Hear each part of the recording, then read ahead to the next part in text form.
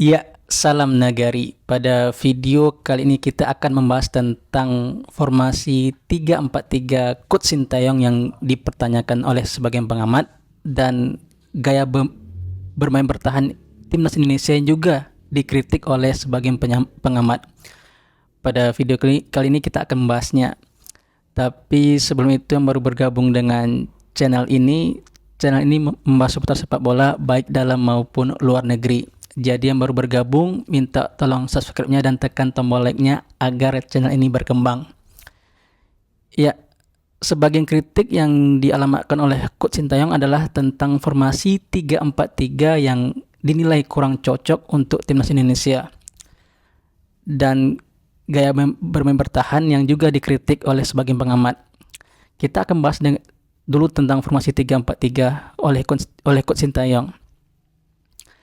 Iya, selama ronde ketiga kualifikasi Piala Dunia 2026 ini, formasi 3-4-3 ini sejauh ini berjalan cukup baik.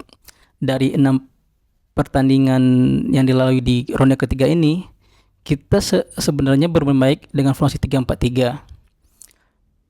Idenya di formasi 3-4-3 ini adalah solid untuk bertahan dan kuat untuk melancarkan counter attack, karena saat bertahan kita mempunyai 5 back yang sulit ditembus oleh tim lawan.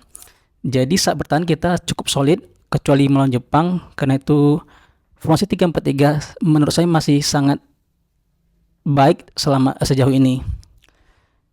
Jadi tidak ada masalah tentang formasi 3-4-3, hanya kita berharap chemistry seluruh pemain akan kembali terbangun, karena di ronde ketiga ini kita kebanyakan kedatangan pemain naturalisasi yang baru, dan itu ada dampak plus dan minusnya.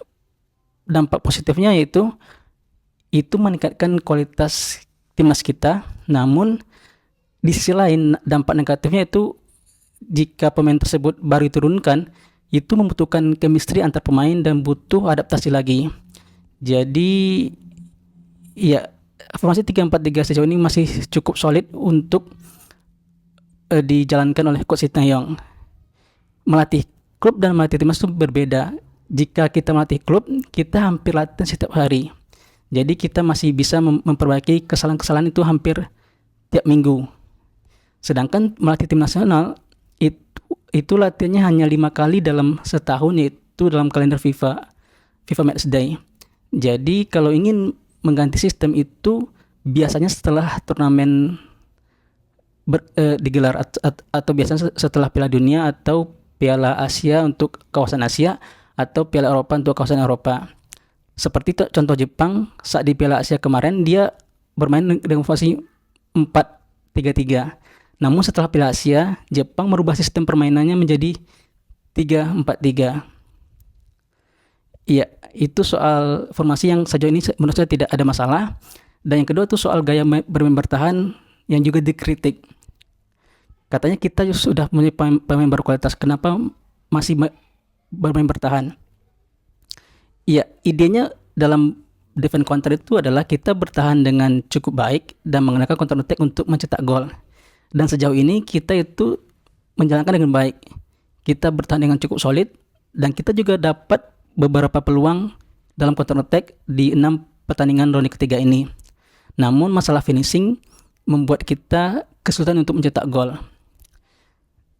Jadi tidak ada masalah bertahan asal kita bisa bertahan dengan baik dan dapat counter attack untuk mencetak gol. Kelemahan dalam bermain menyerang adalah kalau kita saat menyerang dan kita kehilangan bola, kita round di counter attack, dan itu bisa berbahaya untuk pertahanan kita, seperti saat kita menghadapi Cina. Di menghadapi Cina kita sangat dominan dalam penguasaan bola, tapi kita kena 2 counter attack yang berubah menjadi gol dan kita hanya memelas 1 gol. Jadi tidak masalah juga bermain bertahan asal kita solid bertahan dan dapat mengincar counter attack. Jadi itulah bahasan 2 video kali ini, dan sampai jumpa di video selanjutnya, dan terima kasih.